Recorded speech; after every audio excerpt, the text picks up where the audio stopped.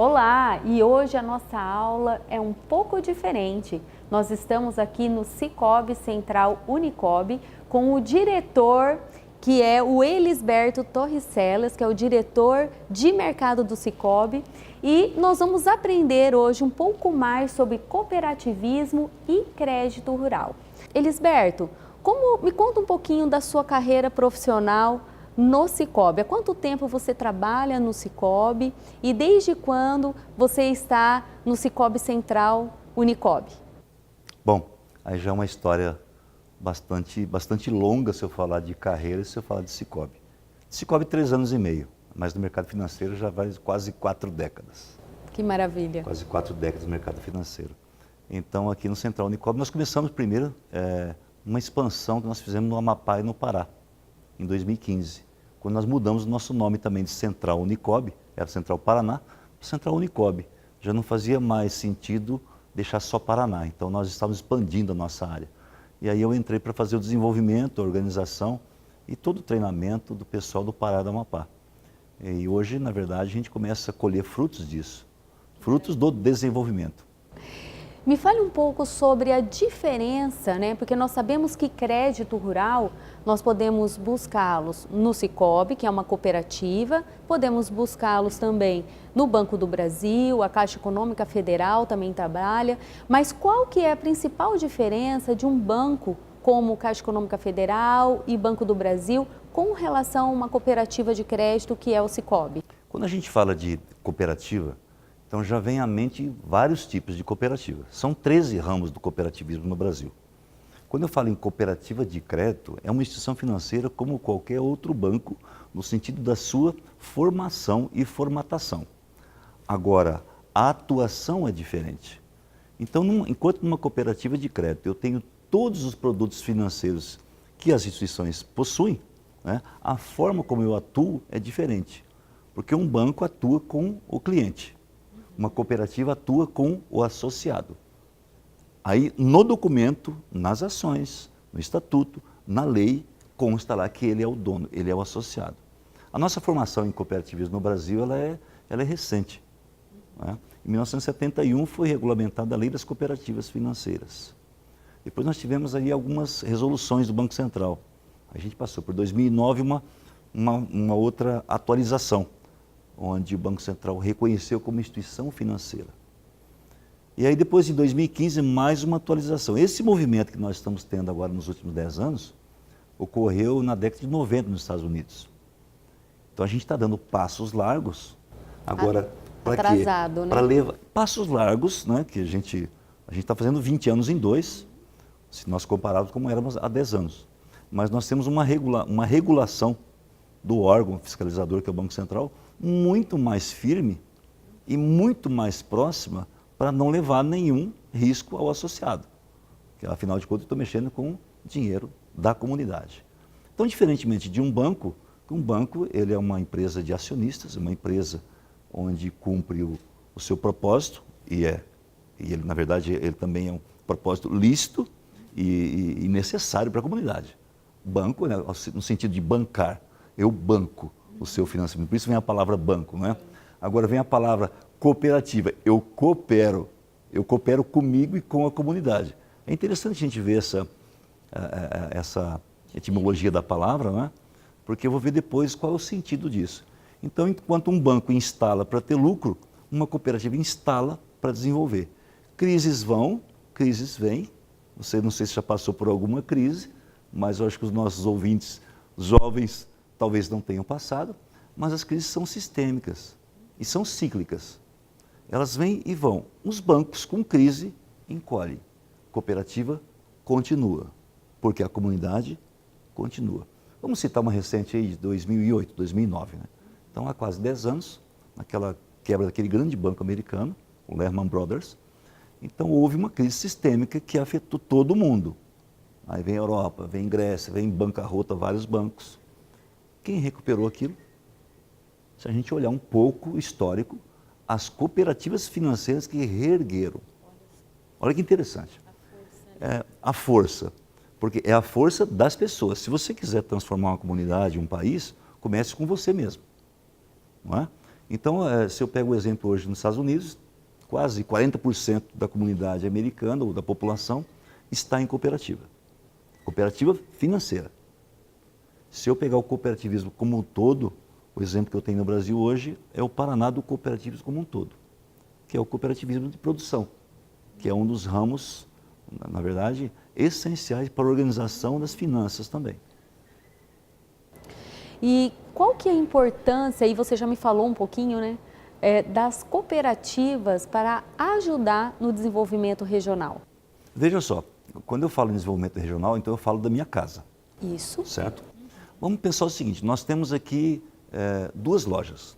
A minha loja, onde eu tenho os meus sócios e vendo a minha camisa. Qualquer objeto, pode colocar sapato, carro, o que você quiser. Vamos colocar a camisa, mais fácil. Então eu vendo essa minha camisa por um preço justo, tirou os custos, um preço justo. E para os meus sócios, não é? Para os donos dessa loja, o preço, lógico, vai ser um pouco menor. Porque interessa que o sócio pague menos. Do outro lado, eu tenho a sua loja, que vende a mesma camisa, mas nós não temos ligação financeira. Então, por que eu iria comprar uma camisa na sua loja e não na minha? Porque eu estou interessado na minha comunidade.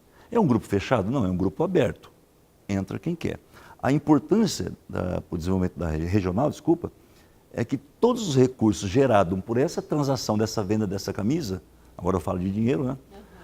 Essas transações, todos os recursos, por lei, eles ficam na própria comunidade, porque eles continuam na mão do seu associado, do cooperado. Então, tudo que eu faço na minha comunidade, fica na minha comunidade. Essa é a importância. E quando a gente fala de crédito rural? O crédito rural é a mesma coisa. Então, veja só, nós temos hoje um grande banco, não precisa nem guardar segredo, né? O Banco do Brasil detém hoje a maior carteira. Então, nós estamos falando de 62% desse mercado. Outros players estão entrando. Grandes bancos, inclusive alguns bancos internacionais, estão entrando também no crédito agro. Só que uma grande parte entra quando as coisas estão bem. Se as coisas dão uma estremecida, eu vou embora. Porque o que me interessa é o capitalismo e não o cooperativismo. Não estou falando que estão errados. Do ponto de vista matemático, ou do planejamento, ou que o acionista exige, está correto. Mas do cooperativismo, não. Vamos pensar o seguinte, na década de 75, então nós tínhamos aqui a economia brasileira focada no café. Deu uma grande geada, no ano de 75. Deu uma grande geada, acabou com tudo, e as cooperativas tinham o nome de cooperativas, cafeicultores e tal. Tem várias na nossa região com esse nome. O que as cooperativas fizeram? Centrada que estava no café, tiveram que remodelar. Empresas do café foram embora, cooperativas não. Se reinventaram, porque elas pertencem à comunidade. E no crédito rural não é diferente. Nós temos cooperativas de produção que cumprem toda a cadeia e atuam também no crédito rural. E nós não somos diferentes. Nós atuamos no crédito rural, no crédito comercial e pessoas físicas. Só que, independentemente de crise, o que nos interessa são as pessoas, são as comunidades. Por isso eu não vou embora. Eu, enquanto cooperativa, só vou embora o dia que o meu associado assim quiser, o dia que ele mandar embora. Agora, o dinheiro permanece na região. Tem que permanecer na região, porque cooperativas são blocos regionais. Então o Paraná hoje dá exemplo em cooperativismo financeiro e de produção para o mundo. 1/3 da população do Paraná hoje está vinculada em cooperativas. Nós teremos esse ano, 2019, quase 95 bilhões de faturamento. Mais de 60% das exportações das cooperativas no país estão no Paraná. Olha que maravilha. Então, aí, o que a gente vê? A sociedade se organiza e quando a sociedade se organiza, a comunidade, o Estado, um país é forte. Então, quando eu tenho governo mais forte, sociedade mais fraca. Sociedade mais forte, país mais forte. E isso ajuda no desenvolvimento sustentável, né? Com certeza, porque veja só, então nós seguimos legislação, nós seguimos projeto, nós seguimos toda a lei do Banco Central em relação ao crédito rural, tanto com a aplicação de recursos próprios quanto de recursos subsidiados, que é o caso BNDES. Mas hoje recursos subsidiados do crédito rural já estão ficando caros. Então o recurso próprio da cooperativa já está ficando mais barato que o próprio recurso do programa governamental do BNDES para crédito agrícola. E BNDES também. Poucos têm acesso a muitos recursos com taxas baixas. Então, veja só, a importância é que eu preciso seguir a legislação, é lógico, eu tenho um risco de imagem, eu tenho um risco de crédito, eu tenho um risco de toda a capacidade de pagamento, e eu preciso de um projeto sério. Mas a primeira coisa que eu preciso levar em conta é qual é a projeção, qual é o trabalho, qual é o sentido que aquilo vai levar até aquela família ou aquela comunidade. Se tem sentido para a comunidade, tem sentido para mim. E aí a palavra cooperar, ou seja, do latim, né, cooperare, vamos operar juntos, ela começa a trazer, na verdade, vamos dizer, não é só sentido, os resultados são visíveis. Depois a gente vai falar um pouco sobre o Instituto e Educação Financeira, mas para outra área. O Sicoob, desde a sua criação, ele já começou com essa linha de financiamento de crédito rural, né? Como que ele tem evoluído assim ao longo dos anos, principalmente aqui na nossa região norte do Paraná, que é uma região agrícola, né, onde a agropecuária é forte? Veja só, as cooperativas, elas são formadas, algumas são formadas por nichos. O que são nichos? Vou formar uma cooperativa só de empresários, vou formar uma cooperativa só de servidores públicos. As nossas cooperativas todas são de livre admissão, ou seja, todos os públicos, inclusive o governo municipal, podem participar de uma cooperativa de crédito. Então, na nossa região, que ela é tipicamente de pequenos produtores, nós não fugiríamos à regra, não é? Então, a gente atua também com o crédito rural, com análise diferenciada, com prazos diferenciados, não é? Mais próximo do produtor. Então, o gerente, onde está instalada uma agência de uma cooperativa de crédito, ele tem acesso a essa população. E essa população tem informações, e dependendo do projeto, embora há uma concentração bancária hoje que não é muito boa do ponto de vista de custos, não é?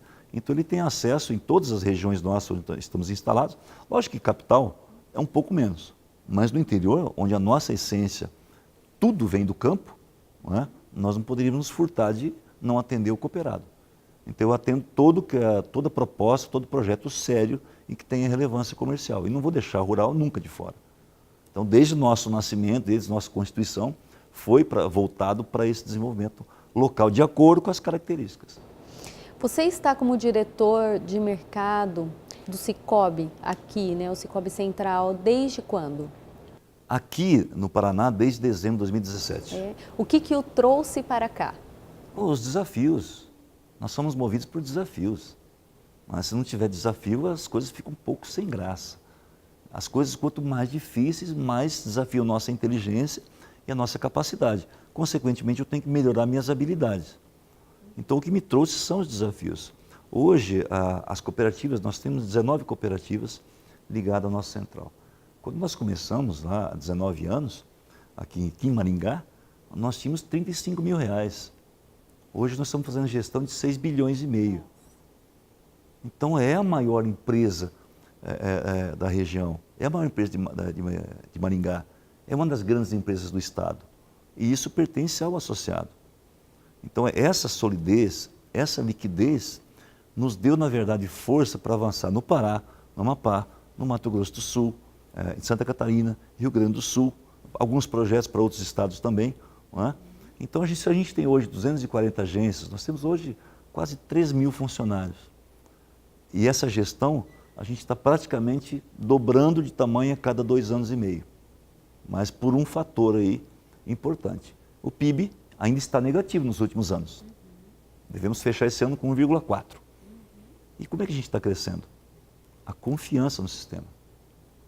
A confiança e o significado em devolver para a comunidade essa confiança. E esse foi a nossa conversa com o diretor do Sicoob Central Unicob, que é o Elisberto Torrecilhas, diretor de mercado. Espero que vocês tenham gostado e logo mais a nossa aula continua com o Michel Tamura, que é o especialista do Sicoob na área de crédito rural. Estamos aqui agora com o especialista de crédito rural do Sicoob, Michel Tamura, que vai falar um pouco para nós sobre crédito rural e também a parte institucional do Sicoob. Olá pessoal, então, Vou apresentar um pouquinho sobre o sistema Sicoob. O Elisberto já tinha comentado anteriormente sobre o que é o cooperativismo, qual que é a função do cooperativismo e a sua importância dentro da sociedade, certo? Então vou mostrar um pouquinho para vocês, conforme a apresentação aqui, um pouquinho sobre o sistema Sicoob. Como que funciona o sistema Sicoob, como que é a estrutura organizacional que a gente trabalha, certo? Como que funciona então o sistema Sicoob hoje? Né? O sistema Sicoob é o maior sistema cooperativo do Brasil. Tá? Hoje a gente tem 4,2 milhões de associados, a gente atende todas as unidades federativas do Brasil, hoje a gente está em todos os estados, possuímos 16 centrais, 460 singulares e quase 2.800 redes de atendimento, que a gente atende os nossos associados. O que faz o sistema Sicoob o maior sistema cooperativo do Brasil? Hoje a gente possui 44% do patrimônio líquido, certo? De todo o cooperativos financeiras brasileiro. Representamos 49% dos depósitos totais, 45% das operações de crédito e 35% dos ativos totais. Então, com esses números que representam o cooperativismo aqui no nosso país, esses são os números do Sicoob. Por isso que a gente é considerado o maior sistema cooperativo do Brasil. E como funciona a nossa estrutura organizacional do sistema Sicoob? A gente tem uma confederação e um banco que fica situado lá em Brasília, tá certo? E somos organizados em centrais. Como que funciona isso? Que nem eu conversei anteriormente. Nós somos separados com 16 centrais. Então, essas 16 centrais, elas se juntaram e se constituíram o Sicoob Confederação. Tá certo? O Sicoob Confederação, ele é responsável pelo quê? Ele é responsável por dar padrão, tanto operacional, normativos, legais, para as nossas cooperativas centrais e para todo o sistema Sicoob. Além de que, cuidar da nossa marca Sicoob. O banco é responsável pelo quê? Por disponibilizar os produtos bancários, todos os produtos e serviços. E os maiores acionistas desse banco são as nossas cooperativas centrais. Ou seja, todo associado do sistema Sicoob, ele é dono do nosso banco, que a gente chama de Bancob. Tá bom? Nossos aplicativos. Quais são os nossos canais de atendimento? O Sicoob também, com essas competições que tem hoje, com essas fintechs, com essa parte digital hoje, a gente também tem soluções via aplicativos. Hoje a gente tem um sistema, que é o Sicoob, que é para fazer todas as transações via mobile. Possuímos Sicoob Card para fazer esse controle do cartão de crédito. Minhas Finanças. Temos a revista Sicoob, que são todos informativos sobre cooperativismo, como que está funcionando o sistema Sicoob, quais são as nossas atuações. O Sicoob Mapas, esse aqui é muito interessante para o setor de agronegócio, porque isso envolve muito com a parte do crédito rural, que eu vou falar um pouquinho mais para frente. Por quê? Esse aplicativo aqui é para a gente delimitar as coordenadas geodésicas. Então, o produtor rural ou o técnico, projetista, que vai mandar essa proposta de financiamento para o Sicoob, ele vai informar o mapa, o croquis da propriedade a ser financiada através desse aplicativo. Então, através de mobile, ele vai mandar essas informações que vai cair diretamente no nosso sistema aqui do Sicoob. Também temos aplicativos para aberturas de conta via mobile, então você não precisa estar presente numa agência, você consegue fazer via aplicativo. Sicoob Unicob. Como eu comentei com vocês, o sistema Sicoob, ele é formado por centrais, são 16 centrais do Brasil. O Sicoob Unicob é uma dessas centrais, é onde eu fico instalado e é onde eu trabalho, onde eu sou o responsável pela carteira do agronegócio. O sistema Sicoob, a nossa área de atuação é Rio Grande do Sul, Santa Catarina, Paraná, Mato Grosso do Sul, Pará e Amapá. Então, a gente tem uma área de atuação em 6 estados hoje. Possuímos 19 cooperativas singulares, é onde os nossos associados vão entrar em contato com o Sicoob, então é através das nossas cooperativas singulares. Possuímos 238 pontos de atendimentos, atendemos 166 municípios, estamos com quase 2.800 colaboradores e esse número aqui está defasado. Nós estamos com quase 300 mil cooperados. Isso faz, nós do Sistema Sicoob, muito forte aqui na nossa região onde a gente atua. Então, essas são as nossas cooperativas singulares, as 19 cooperativas singulares, e cada um são responsáveis pela sua região. Por exemplo, aqui em Maringá, existe uma singular chamada Sicoob Metropolitano. Ela fica instalada aqui em Maringá. Então, ela é responsável pela região metropolitana de Maringá. Então, essa cooperativa singular que vocês vão ter esse tipo de contato. Bom, nossas empresas coligadas. O sistema Sicoob Unicob possui uma corretora de seguros, possuímos uma administradora de consórcios, possuímos uma gestão de ativos, uma empresa de gestão de ativos, possuímos o Instituto Secob, isso aqui é muito bacana, que é o fomento da educação financeira cooperativa. Somos acionistas da Sancor Seguros, possuímos 20% da Sancor Seguros, que é uma seguradora cooperativa também argentina. E possuímos também o Fundo Garantidor de Liquidez, que além do nosso associado participar do Fundo Garantidor Cooperativa, nós, Sistema Sicoob Unicob, criamos também o nosso próprio Fundo Garantidor. Para quê? Para dar mais segurança e sustentabilidade dos negócios das nossas cooperativas. Sicoob e agronegócio, que é o objetivo da aula aqui.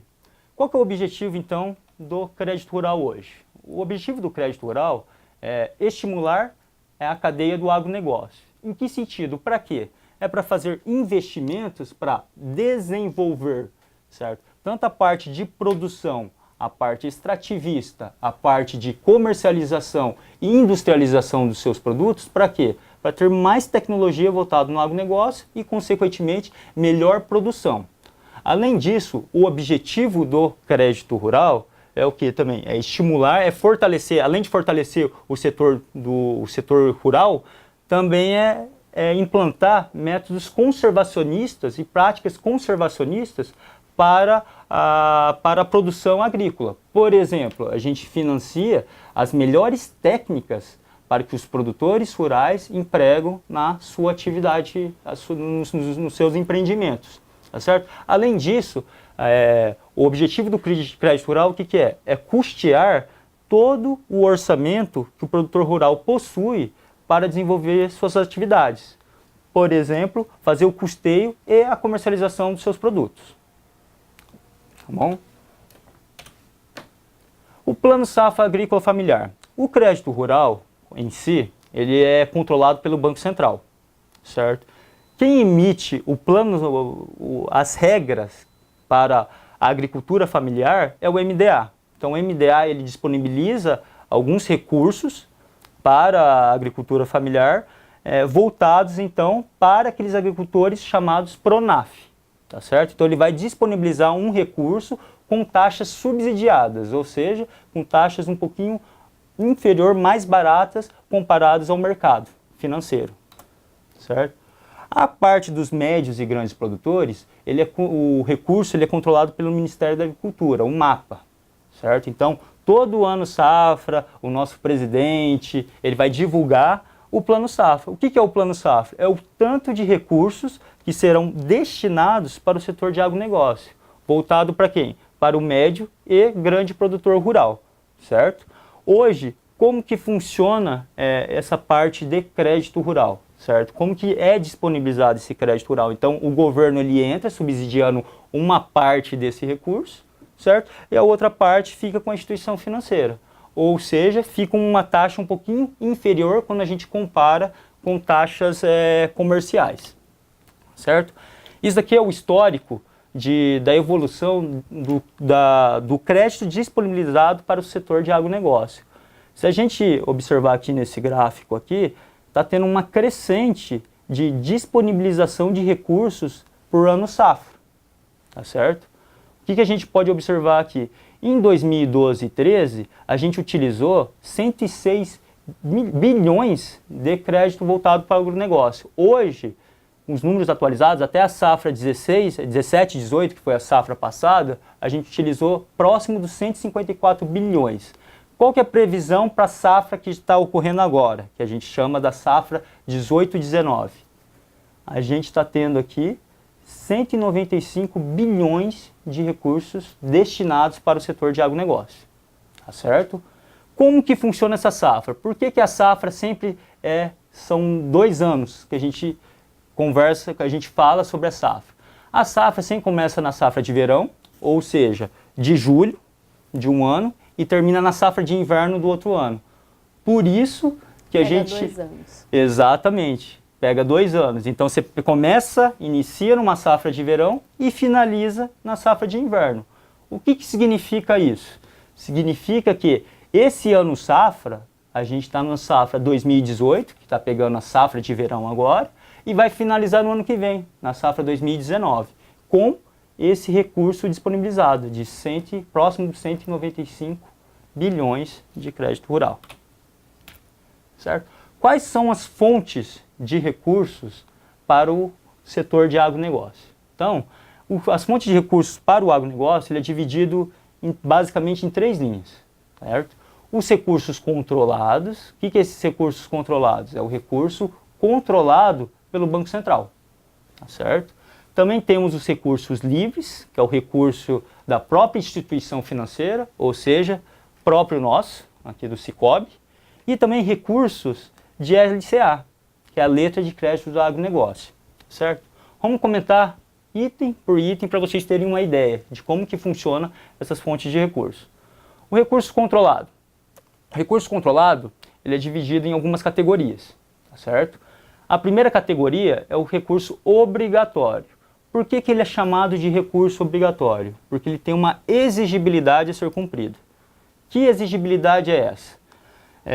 Todo depósito à vista das instituições financeiras bancárias, sendo elas privadas ou públicas, 30% desse depósito à vista obrigatoriamente tem que ser aplicado no crédito rural. Então, isso é uma exigibilidade do Banco Central, certo? Então, são recursos destinados para o setor do agronegócio. Além disso, também tem as operações oficiais sob supervisão do Ministro da Fazenda, Ministério da Fazenda. O que é isso? Houve uma catástrofe numa região, ou houve o interesse público é desenvolver uma região, por exemplo, do Nordeste. Então, o Ministério da Fazenda abre algumas fontes de recurso para que seja disponibilizado para quê? Para o desenvolvimento dessa região e dependendo desse foco. Poupança rural. A poupança rural também, 65% da poupança rural obrigatoriamente tem que ser aplicado no crédito rural. Então é uma outra fonte de recurso que é disponibilizado com essas taxas inferiores ao de mercado. Além disso, temos os fundos constitucionais de financiamento regional. Então, esses fundos constitucionais é para desenvolvimento de 3 regiões aqui do Brasil. A região centro-oeste, a região norte do Brasil e a região nordeste do Brasil, que é os FCOs da vida, tá certo? Então, são os fundos constitucionais. Essa fonte de recursos, ela vem do imposto de renda. Então, 3% do imposto que é arrecadado nessas regiões é destinado para esses fundos constitucionais. Esses fundos constitucionais, além de pegar o setor de agronegócio, ele pega toda a cadeia de desenvolvimento da região. Então, também é disponibilizado recursos para os empresários também. Isso é bem interessante dessa linha de financiamento. Outra fonte de recursos é o BNDES, o Banco Nacional de Desenvolvimento, que são focados nas linhas de investimentos. Para quê? Para o desenvolvimento da área, do desenvolvimento de todo o setor do agronegócio. E, além disso, também temos o fundo de FUNCAFé. O que é o FUNCAFé? É um fundo específico para o setor cafeeiro, certo? Eu tenho um fundo específico para isso, para atender o quê?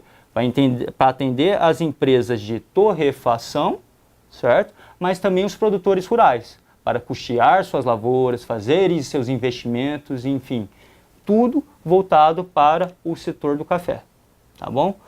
Entrando nos recursos livres, o que é esses recursos livres?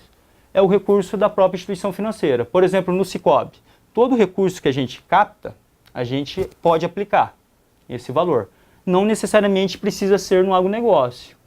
Caso a gente não consiga atender o nosso produtor rural ou os nossos empresários do setor de agronegócio, a gente utiliza os recursos livres para atender todo o setor de agronegócio. Por quê?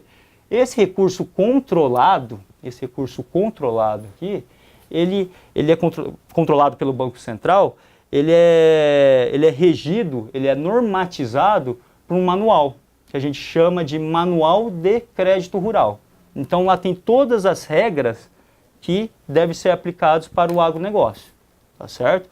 Então, caso a gente não consiga atender um setor de agronegócio que se enquadre nessas regras, nesses normativos do Banco Central, a gente utiliza o recurso livre para a gente atender esse nosso associado. E a outra fonte de recurso é a letra de crédito de agronegócio, certo? O que é essa letra de crédito de agronegócio? Ele é um título que a gente capta, então os investidores que aplicam em LCA, a gente capta esse recurso e a gente devolve para o setor de agronegócio. O que significa isso? É um modelo sustentável. Por quê? A gente capta um recurso, só que devolve para o setor de agronegócio. E 65% que a gente capta de LCA tem que ser aplicado novamente no crédito rural. E com taxa limitada. Ela é limitada até 8,5% ao ano, tá certo? Então, é um modelo sustentável, é um título recente, ele foi normatizado, se eu não me engano, em meados de 2000, 2002, tá certo? Para trazer o quê? Para trazer essa sustentabilidade para o crédito. Por quê? Qual que é a tendência hoje? A tendência, todos os anos, apesar de, naquele gráfico anterior que eu mostrei, que o crédito disponibilizado para o setor de agronegócio tem aumentado, pouco, na verdade, mas tem aumentado, o setor de crédito rural, o recurso disponível para o setor de agronegócio tem diminuído um pouco, na verdade. Por quê? O valor dos insumos tem subido, as inflações têm subido. Então, o recurso líquido disponibilizado para o setor de agronegócio tem diminuído. Então, o título, a LCA, ela veio para suprir essa necessidade, tá certo? Para trazer, então, mais sustentabilidade para o financiamento do setor de agronegócio. E uma oportunidade para quem quiser investir, né? Exatamente, exatamente. Então nós, Sicoob, como cooperativa de crédito, também possuímos esse produto, certo? Que é a LCA, uma oportunidade, não tem imposto de renda. Isso é importante. Exatamente, então você não precisa fazer o recolhimento do imposto. Então, é um investimento de renda fixa, atrelado à taxa DI, né? Exatamente, normalmente atrelado à DI, exatamente. Então, a gente tem fomentado muito a LCA para fazer investimentos, as aplicações da LCA para quê? Para a gente captar esse recurso e a gente disponibilizar para o nosso associado. E qual que é a essência do cooperativismo de crédito? É o quê? Atender o nosso associado, a gente não tem fins lucrativos. Então, por a gente não ter esses fins lucrativos, a taxa de juros sempre é menor quando comparados aos bancos tradicionais. Então, por isso que quando a gente fala de LCA ou outras fontes de recursos, é para disponibilizar com taxas mais baratas para o setor de agronegócio. Beleza? Quem são os beneficiários do crédito rural? Então, o crédito rural, ele, por se tratar de crédito subsidiado pelo governo federal, ele não é disponibilizado para toda pessoa física, pessoa jurídica. Tem um enquadramento a ser feito. Como que é feito esse enquadramento, então? Quem são os beneficiários do produtor rural, do crédito rural? Então, primeiro, produtor rural, podendo ser pessoa física ou jurídica. Quando a gente fala produtor rural, é aquele que produz a matéria-prima. Esse é o conceito do produtor rural. Ele é o maior beneficiário do crédito rural. É isso que o governo federal quer subsidiar, certo? Essa sustentabilidade. Além disso, o segundo mais fomentado são as cooperativas de produtores rurais. Aqui no Paraná, o cooperativismo é muito forte, principalmente quando a gente fala em cooperativas de produção. Por exemplo, aqui em Maringá tem a Cocamar, Campo Mourão, que é aqui perto, aqui no norte do Paraná também, temos a Coamo, que é a maior cooperativa da América Latina. Exatamente. Então, existe crédito destinado especificamente para essas cooperativas de produtores rurais, que também é um beneficiário com essas taxas subsidiadas. Beneficiadoras e agroindústrias. Quando eu falo beneficiadoras, são as cerealistas. Tá? Então tem uma linha de financiamento específico para esse setor, que são as cerealistas. Tá? As agroindústrias, principalmente com linhas voltadas para o crédito para industrialização, tá certo? Que eu vou comentar um pouquinho mais para frente. Tá? Outros beneficiários que não são tão comuns, mas que também são beneficiários do crédito rural. Por exemplo, pesquisa e produção de mudas, pesquisa ou produção de sêmen, prestação de serviços mecanizados. Por exemplo, ele não é um produtor rural, mas ele tem uma colheitadeira para prestar serviço para esse produtor rural. Então, ele é um beneficiário do crédito rural. Ele consegue financiar, por exemplo, a compra da sua máquina, a manutenção dessa máquina. Então, esses serviços prestados também para o produtor rural, ele também é um beneficiário. Vai pegando a cadeia produtiva, né? Exatamente. Ele pega desde a parte de produção até a parte final, que são as agroindústrias, que é a industrialização desse produto, tá certo? Além disso, também tem prestação de serviços de inseminação artificial, quando a gente fala da parte pecuária, medição de lavouras e atividades florestais. Então, reflorestamento, por exemplo? Reflorestamento, a gente tem linhas de financiamento, enfim, englobar toda a cadeia do agronegócio. Lógico, cada um com a sua linha específica para cada beneficiário, tá certo? O enquadramento do produtor rural. No início a gente falou que o MDA é responsável pela agricultura familiar e os médios e grandes produtores, que é a agricultura empresarial, é controlado pelo Ministério da Agricultura. Mas como que é separado então os produtores rurais hoje? O produtor rural ele é dividido em 3 categorias. Temos o PRONAF, que é a agricultura familiar, temos o PRONAMP, que é o médio produtor rural, e os demais produtores. Por que demais produtores e não grandes produtores? Demais produtores é porque não se enquadra nas demais linhas. Como que a gente faz o enquadramento? Como eu separo o produtor rural por esse tipo de enquadramento? É através da receita bruta agropecuária que ele possui. Por exemplo, PRONAF. O PRONAF, para ser beneficiário do PRONAF, ele tem que obter renda bruta agropecuária até 415 mil e possuir a DAP válida. Michel, o que é essa DAP válida? DAP válida é a declaração aptidão ao PRONAF. O que significa? É uma declaração que o produtor vai falar, eu sou da agricultura familiar.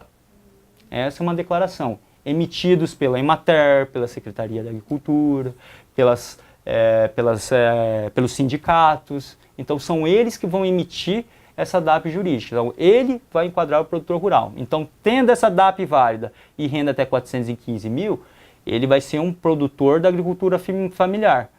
Por que é enquadrado por classificação de produtores rurais? Isso aqui vai impactar diretamente na taxa de juros, que o produtor rural vai conseguir atender nas instituições financeiras. O PRONAMP, o médio produtor, é renda até 2 milhões de reais. Então, renda até 2 milhões é classificado como PRONAMP e acima disso, ele é um demais produtores rurais, que vai acessar as linhas com taxas superiores. É isso que a gente pode conversar. Crédito rural no Sicob.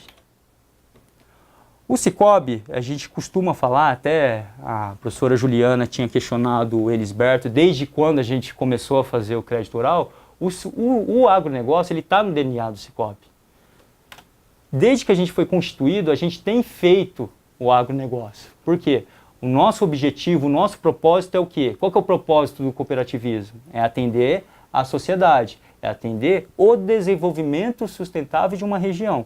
Então, se a gente não atender o agronegócio, principalmente quando a gente fala de Paraná, né, ou de Brasil, não tem como fugir do agronegócio, porque o Brasil é agronegócio, certo? Hoje, a carteira, o Sicob, em nível de Brasil, a gente administra em torno de 45 bilhões de crédito. Desses 45 bilhões, quase 13 bilhões é crédito rural. Então, isso mostra o quê? É aquele objetivo que o Elisberto tinha comentado anteriormente. Ele quer que 1/3 da nossa carteira seja agronegócio. Então, em nível Brasil, 1/3 da nossa carteira é agronegócio. Então, está bem alinhado com o nosso propósito e o nosso objetivo.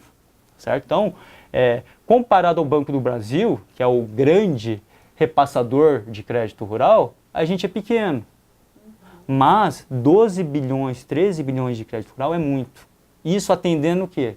Atendendo principalmente a agricultura familiar e os médios produtores rurais. São esses que produzem os alimentos para a nossa sociedade. E lógico, atendemos também os grandes produtores. Mas o nosso foco muito forte são os pequenos e os médios produtores rurais. Que atende a produção de alimento que fica para o mercado nacional. Exatamente. Que vai ajudar a fazer com que a nossa inflação não aumente, né? Exatamente. Porque o alimento dentro da cesta que calcula a inflação, Sim. ele tem um peso muito grande. Então, por isso que quando você tem, por exemplo, o tomate aumentando muito, né? Tem determinados produtos que eles têm uma variabilidade do preço muito grande. A inflação, ela explode. Então, a produção de alimento é extremamente importante, ela se manter estável ao longo do tempo para controle da inflação. Controlando a inflação, controla juros. Exatamente. Bem lembrado, professora Juliana. E somado a isso também, o que impacta, então? Por que sobe, por exemplo, o preço do tomate ou o preço da batata? O que estoura, que aumenta essa inflação? Por quê? Quando a gente fala de agronegócio, o que é o agronegócio? É uma empresa, só que é uma empresa que é a céu aberto. Quando a gente fala empresa a céu aberto, a gente não tem esse controle. Então, o São Pedro, que faz parte desse negócio, não tem aviso. Pode ter seca numa região, pode ter excesso de chuva na outra região, isso impacta diretamente. Por isso, cuidado do crédito, né? Exato. Para essa área. Por isso que é um setor especial, Exato. né? Diferente dos outros. Exatamente, exatamente. E sempre pensando em proteger essa lavoura. Então tem técnicas, tem práticas que a gente consegue fazer esse controle, principalmente quando a gente fala dos produtos de cesta básica. Bacana? Continuando aqui então, quem que atendemos? Atendemos todos os tipos de produtor. Atendemos o produtor rural, as cooperativas de produção, as agroindústrias, cerealistas, integradoras, beneficiadoras, prestadores de serviços e pesquisa. Ou seja, a gente atende a região onde o Sicoob está instalado. Esse é o nosso interesse. Se é uma cerealista, nós vamos atender essa cerealista. Se é uma integradora, nós vamos atender essa integradora. Se é um frigorífico, nós vamos atender esse frigorífico.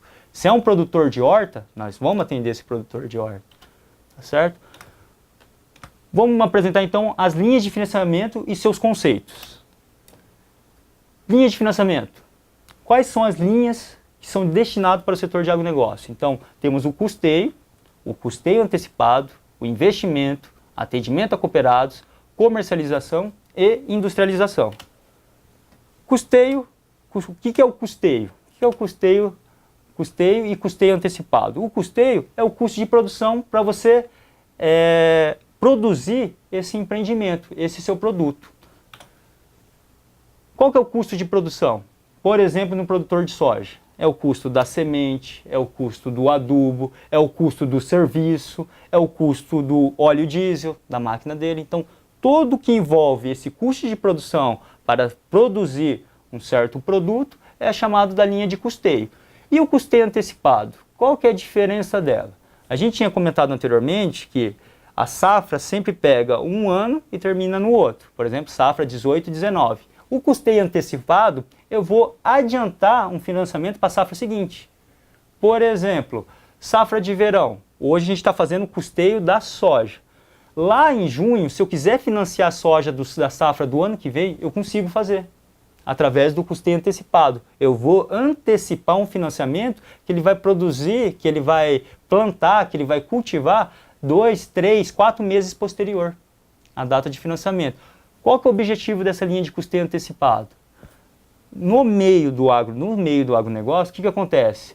As cooperativas, as empresas que vendem insumos, elas costumam fazer campanhas promocionais. Então, para atender esse nicho, para que o produtor rural pegue essa campanha promocional, a gente adianta essa safra. Então, eu adianto o financiamento para esse produtor rural, fazendo custeio desde a parte de serviços e a parte dos insumos dele.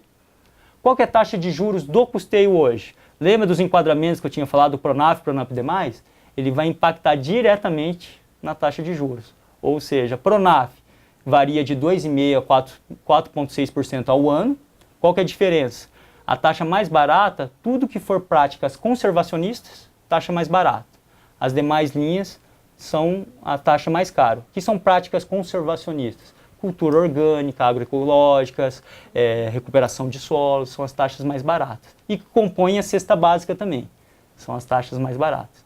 Para o Pronamp, a taxa é fixa, 6% ao ano, e para os demais produtores, 7% ao ano. Investimento. O investimento, o que é? Tudo que for relacionado à aquisição, construção, reforma, modernização da infraestrutura é considerado linhas de investimento, certo? Ou seja, tudo que for a longo prazo. O que a gente caracteriza como investimento? É compra de uma máquina? É compra de uma colheitadeira? É de um trator? Construção de silo? Construção de um aviário? Isso é investimento.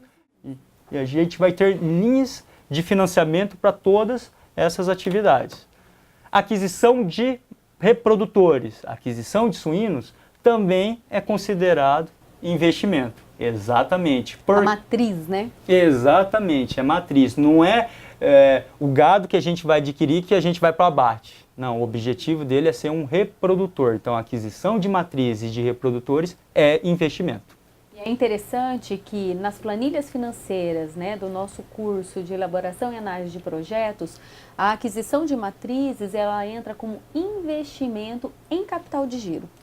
Na planilha. Exatamente, bem lembrado. Implantação de fruticultura também é investimento, porque ela demora para o produtor rural obter sua receita. Por exemplo, você plantar uma uva, depois de 2 anos e meio que ele vai obter receita. Por isso ele é considerado investimento. Quais são as taxas de juros? O Pronaf 5% ao ano, Pronamp 6% e demais 7% ao ano. Prazo até 8 anos. Tá certo? Então essas são as linhas de investimento. Linhas do BNDES. Por que eu separei o investimento em recurso controlado e BNDES? Porque BNDES também tem umas linhas particulares para financiamento. Qual que é a diferença do BNDES para as linhas controladas que eu tinha falado anteriormente? É o prazo de pagamento. O prazo sempre é um pouquinho maior. BNDES e Pronaf. Além do seu enquadramento do Pronaf, que são aqueles beneficiários do Pronaf, a taxa de juros ela varia de 2,5% a 4,6% ao ano. O prazo de pagamento é até 10 anos, com até 3 anos de carência. Nas outras linhas de financiamento não tem o período de carência. Tem período de carência, só que ele é um pouquinho inferior. Menor. Isso Tá. vai depender, na verdade, mais do seu fluxo financeiro e da sua capacidade de pagamento. Tá? Financia até 100%. E o único detalhe do BNDES, que é o Banco Nacional de Desenvolvimento, o que é? Ele quer financiar o quê? Ele quer desenvolver as empresas nacionais. Então, tudo que for BNDES tem que ter o código CFI e o código MMDA. O que são esses códigos? Esses códigos é para dizer o quão nacional esse produto é. Que você está comprando. Eu acho que a taxa é em torno de 60%. 70%. 70%. 70% desse produto tem que ser fabricado aqui no Brasil. Senão o BNDES não financia. Tá? O que a gente financia no Pronaf? Todos os investimentos para o produtor da agricultura familiar se enquadram nessa linha. Tá? Todas. Desde a parte de energia renovável até a parte de compra de maquinários. Então financia toda a parte de investimento mesmo para a agricultura familiar. O limite de financiamento é até 330 mil. Pronamp. Tá? Então a taxa também a linha é bem parecida com o Pronaf, ela é bem generalista. Então financia tudo para o médio produtor rural, com taxa de 6% ao ano, até 8 anos de carência e até 3 anos, 8 anos de prazo de pagamento, até 3 anos de carência e financia até 100%. E sempre tem o código CFI, tá? Que é o código FINAME que a gente chama. Tá bom? Moderfrota. Até o próprio nome diz, frota. É para financiar o quê? Os maquinários para o produtor rural. Então é financiamento de colheitadeira, financiamento de um trator, financiamento de um equipamento.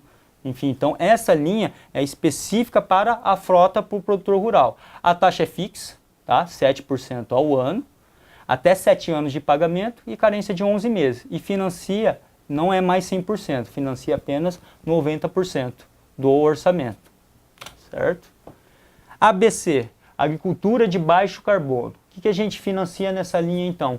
tudo que for voltado à recuperação de pastagem, certo? Regularização ambiental e também a implantação das florestas é destinado nessas linhas de financiamento. A taxa de juros varia de 5,25% a 6% ao ano, até 12 anos de pagamento para florestas, que nem o professor tinha comentado anteriormente, até 5 anos para gado. Financia 100% e limite de 5 milhões. Por que para gado 5 anos? Porque até 5 anos você já consegue ter uma receita, uma obtenção de receita, que é o fluxo financeiro dela. Inovagro, uma linha bastante utilizada, bem interessante, porque Inovagro é inovação tecnológica. Tudo que for de inovação, a gente consegue financiar nessa linha. Taxa de 6% ao ano, até 10 anos para pagar, com 3 anos de carência, e financia 100%. Aqui a gente financia desde energia renovável, que são as energias solares, aqui são as placas fotovoltaicas, até agricultura de precisão. Ou financiar até um software, para você fazer a administração da sua fazenda. A gente consegue financiar nessa linha. Moderinfra é infraestrutura, então financia basicamente irrigação e cultivo protegido. Qual é a taxa de juros? 7% ao ano, 10 anos para pagamento, 3 anos de carência e financia até 100%. Moderagro é uma linha para modernização do seu empreendimento, ou seja, o que significa? Você já tem uma estrutura e eu só vou modernizar ela. Por exemplo, modernizar uma construção de um barracão para guardar os seus maquinários, é uma modernização de um aviário, então é modernização. Então, 7% ao ano, prazo de pagamento até 10 anos, 3 anos de carência e financia até 100%. PCA. O que é o PCA? É financiamento de armazéns, estruturas de armazenagem. Essa que é a linha de financiamentos. Então, a taxa de juros é de 5,25% até 6% ao ano, 15 anos para pagar. Quer ver? Investimento elevado, Exatamente, 3 anos de carência e financia até 100%. Por que é um investimento elevado? Hoje, para você construir um silo, por exemplo, você gasta mais de 5 milhões. Então, se você não der uma margem de pagamento para ele elevada, o produtor não consegue pagar. Então, é por isso. E essa linha, o governo ele tem incentivado muito, porque falta estrutura de armazenamento no Brasil. Aqui no Paraná ainda a gente está bem, na região aqui no Paraná, mas você pega ali no centro-oeste, falta estrutura de armazenamento. Então, por isso que o governo tem financiado e tem reduzido essas taxas de juros. Tá? A taxa de juros anterior, se eu não me engano, era 7,5% ao ano. Então, tem reduzido as taxas de juros também. Linha de financiamento, já falamos do investimento, agora da comercialização. O que é a comercialização? É financiar o quê? Tudo que for pós-colheita. Colheu uma lavoura, eu financio ela. Por exemplo, soja. O produtor rural colheu a soja, eu financio ele, por exemplo, para estocar o produto. Mas por que o produtor rural ia estocar esse produto? Às vezes o produto, na época que ele colheu, estava baixo. Então, para ele poder especular no mercado, ele financia o armazenamento. Por quê? Para pagar o custeio da lavoura dele, certo? E eu dou um prazo de pagamento, quer dizer, para essa estocagem dele. Para ele ter uma flexibilidade de vender no momento que o preço está mais atrativo. Exatamente. Né? E normalmente o que acontece? Na época de colheita, o preço está lá embaixo. Então, se eu dou esse fôlego para o produtor rural, ele consegue vender numa época mais adequada. Então, isso é a linha de comercialização. Quais são as taxas de juros para comercialização? É 7% ao ano, com prazo de pagamento até 240 dias. Então, esse é o prazo de fôlego para o produtor rural, para fazer essa estocagem e a venda dos seus produtos. Atendimento a cooperados, que é uma outra linha de financiamento. Qual que é a ideia do atendimento a cooperados? O financiamento, na verdade, eu vou financiar os produtores rurais, mas indiretamente. Indiretamente como? Eu vou financiar a cooperativa desse produtor rural. Eu vou financiar, por exemplo, a Cocamar, vou financiar a Coamo. Para quê? Para que essa cooperativa ela compra os insumos dela para atender os associados deles. Ou seja, eu vou atender o produtor rural, mas indiretamente, através de uma cooperativa. Tá certo? Qual que é a taxa de juros para essa linha de financiamento? É a taxa de juros do custeio. Então, é 7% ao ano, com prazo de pagamento para um ano. Tá certo? E nessa linha de atendimento a cooperados, ela pega aquelas linhas genéricas, comentadas anteriormente. A aquisição de insumos é basicamente custeio. A comercialização é o que tinha comentado anteriormente. Então, é financiar a cooperativa para comprar o produto do produtor rural. Então, vou financiar essa cooperativa para ter caixa e comprar à vista do produtor rural. Ou as linhas de investimentos, por exemplo, comprar peças para maquinários ou o próprio trator para atender esse associado dele. E, para finalizar, a linha de industrialização. O que é industrialização? São essa linha de financiamento. É atender as agroindústrias, certo? Para financiar o quê? Todos os custos de industrialização. O que é esse custo de industrialização? O que entra? É a aquisição da matéria-prima, que vai ser industrializada, é o custo de embalagem, é custos de codimento, se for o caso, nos casos de embutidos, é do selo, é da marca, enfim, é todos esses custos, inclusive serviços. Né? Então essa é a linha de industrialização. Qual que é a taxa de juros dela? É 7% ao ano, com prazo de pagamento até 1 ano.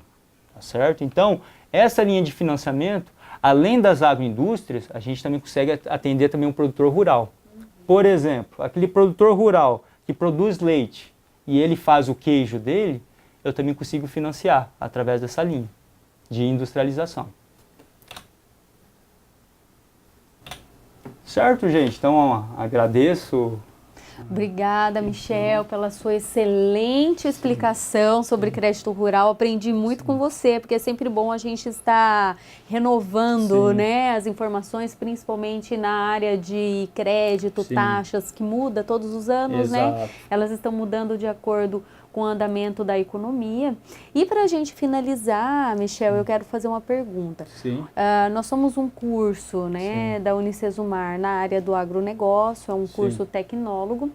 Os alunos, mesmo tendo o CREA, né, para poder elaborar os projetos, né, porque para essas linhas de financiamento tem que fazer um projeto, né?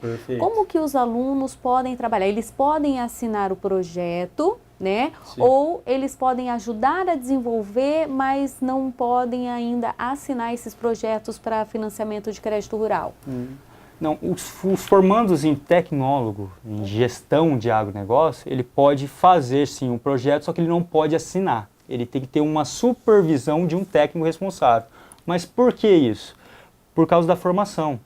Para elaborar um projeto, ele tem que ter informações técnicas. Por exemplo, sistema de produção de soja. Como é feito o sistema de produção de soja? Quais os insumos que a gente vai recomendar para fazer essa produção? Certo? Quantos de adubo a gente vai aplicar? Quais são os herbicidas que a gente vai aplicar? Quais são os fungicidas, inseticidas? Enfim, você tem que ter um conhecimento técnico. Então, vai depender da grade curricular que o curso de gestão e agronegócio vai possuir. Mas, basicamente, ele não pode assinar o projeto. Só que ele pode prestar serviço para a instituição financeira, por exemplo, para fiscalização. Ele pode verificar, porque um manual de crédito rural, ele exige que as instituições financeiras fiscalizem se o crédito está aplicado corretamente, porque é um crédito subsidiado pelo governo. Então, eles querem saber se realmente está sendo aplicado.